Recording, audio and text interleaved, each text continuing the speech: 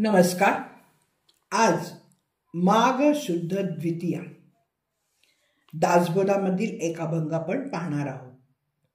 जे त्रैलोक्याहून वेगळे, जे वेदश्रुतीसी ना कळे, तेची जयांचे नि बोळे, परब्रह्म अंतरी.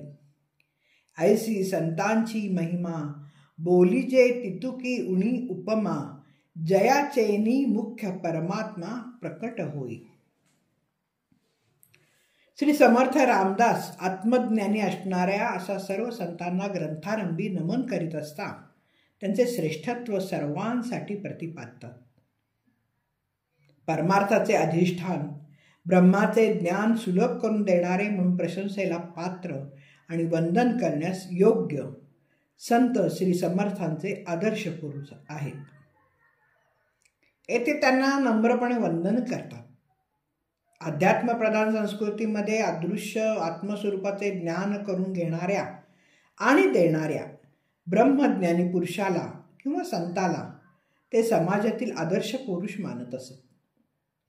या आत्मज्ञानी संतांच्यामुळे लोकात गुप्त असलेले आत्मस्वरूपाचे ज्ञान प्रगट होते. परमात्मा वस्तूसारखी दुर्लभ अलभ्य गोष्ट संतांच्यामुळे सुलभ रीतीने मिळते. ही परमात्मा वस्तू अगदी स्वतः जवळ असून दिसत नाही. डोळ्यात दिव्य अंजन घालून दिव्याच्या प्रकाशात किंवा पौर्णिमेच्या चंद्रप्रकाशातही दिसत नाही. तशी तेजोमय सूर्य देखील ती वस्तू दाखवू शकत नाही. अगदी अणुरेणूही सूर्यप्रकाशात दिसतात, पण ती आत्मवस्तू मात्र त्या प्रकाशात दिसत नाही.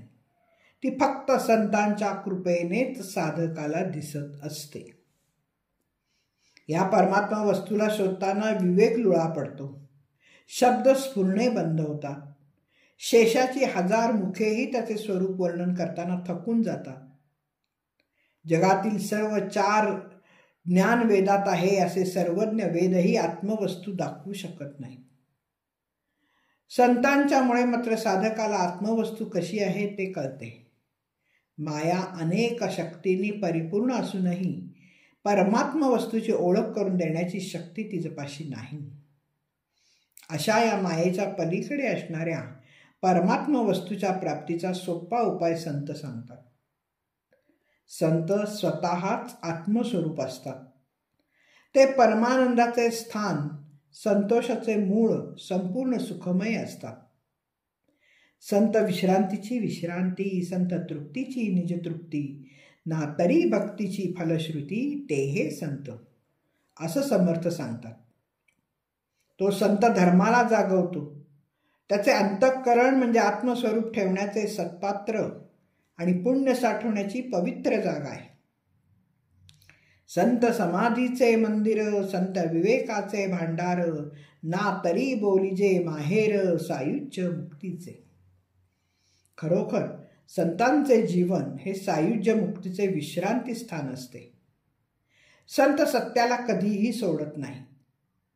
सफळ जीवनाचे दृश्य रूप म्हणजे त्यांचे चरित्र असते. ते मोक्षरूपी संपत्तीने श्रीमंत झालेले असतात. अनेक अज्ञानी जीवांना ते आत्मज्ञान संपन्न करतात.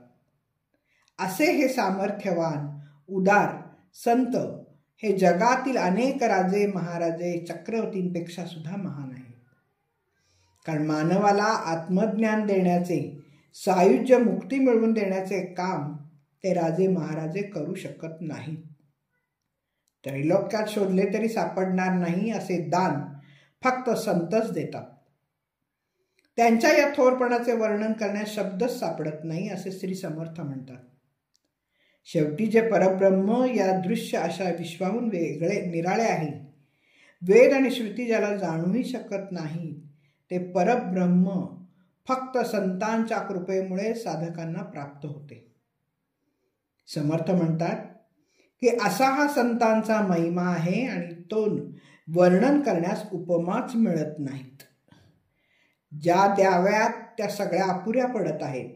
पण एक गोष्ट मात्र निर्विवाद सत्य आहे की परमात्मा संतांच्यामुळेच प्रकट होतो.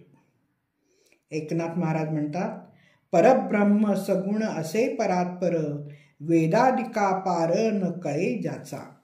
धन्यवाद. मी सौभाग्यवती पल्लवी कुलकर्णी. नमस्कार.